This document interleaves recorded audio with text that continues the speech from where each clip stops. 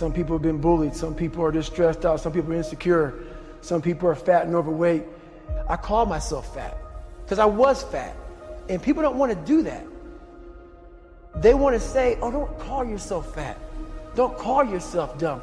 If you're not real and raw with who the f you are, nothing's going to change.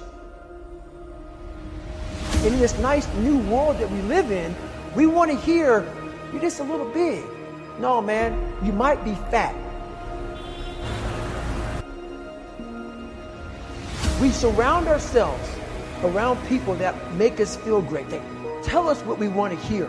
The second we put ourselves amongst the uncommon people, we don't like that feeling. That challenging feeling of that person waking up at 3:30 in the morning and say, hey, put your shit on, we're going for a run. We like that person who says, hey, you know what, man, I don't feel good today, man. And they say, oh, it's okay, brother. We don't want that motherfuckers like this. Hey, man, no, bro, get your shit on, man. Stop being a punk. This is all about the quitting mind. So what's the quitting mind? So let's say it's day one of a job interview. We all know what it feels like. You have your clothes laid out. You got your food ready to go in the morning. You've been preparing for weeks and weeks and weeks. You show up and you bring your best self. You get the job. Merry Christmas. All right. After a couple months, you start showing up to work a little later. You don't look as good. Your clothes aren't laid out. Your breakfast isn't ready.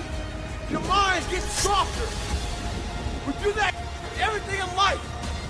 When New Year's coming up, guess what? Don't have a fucking quitting mind. Repetition every day. Stay hard. I believe that most human beings are only living at about 40% of their capability. The mind has a governor, like a car. If you're driving a car and the car has a governor on it, the car may say 130 miles an hour, but the governor's set for 91.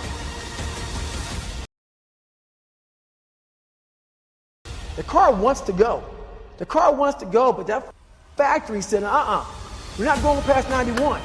We have a factory, a nice governor in our brain, and it's a survival mechanism. It protects us from pain and suffering. At all times of your life, the mind has a tactical advantage over you. Why is that? It knows what you're afraid of. It knows your insecurities. It knows your deep, dark lies.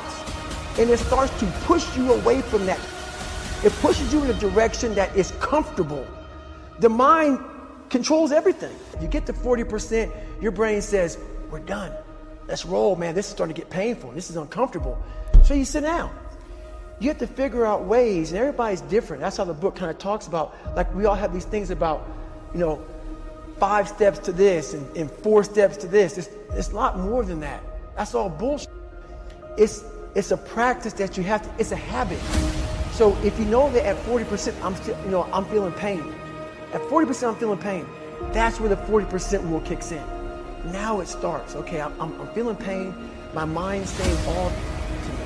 It's saying get out of here, run, flee. The fight or flight kicks in. Okay, we're done. We're not good enough. It starts telling you all these things. You start to believe it because the mind controls all. This is the time where you have to gain control back of your mind. It's okay. Let me see if I can go 45%. And once you start giving yourself more and more hope and start realizing, okay, the mind starts to be, okay, what are you doing? We're supposed to be going right and you're going left. You start then controlling your mind. Start finding more in yourself. And then it goes from 40% to a lot further than that. But that's the start of it though. Get to the spot where your mind is saying stop. Wherever that is, you gotta get there first. And then that's when that starts to work for you. You gotta control yourself in that moment. It's that time of year again, we start to feel real happy. Why? Because we're not going to work. If you believe in Santa Claus and you celebrate Christmas, you're looking forward to Santa Claus coming down the chimney giving you some presents. It's a real good time of year. So in that good time of year, we start to feel real good about ourselves. Start to feel great. So we start making promises to ourselves about, hey, I'm gonna lose some weight. I'm gonna do better in school. I'm gonna be better here, be better there. But guess what happens?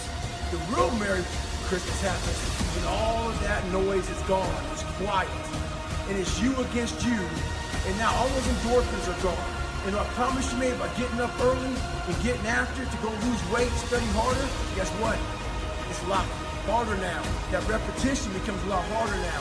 So a lot of us can't do things on our own. So find somebody in your life. So when you throw that towel in, they throw that motherfucker back at you and say you're not done yet. How are you gonna feel, man, when you accomplish this goal coming from that point? Coming from the fucking hell you came from. A lot of people start from a good starting point. They have a good foundation. What if you can surpass all these motherfuckers? What if everybody who was way up here started up here, and you started with no legs. You had to grow legs to even start walking, and then crawling, and then running, and then you start passing people with all this given to them. This might be exactly what I need. The darkness is exactly what I need. It's how you look at your situation.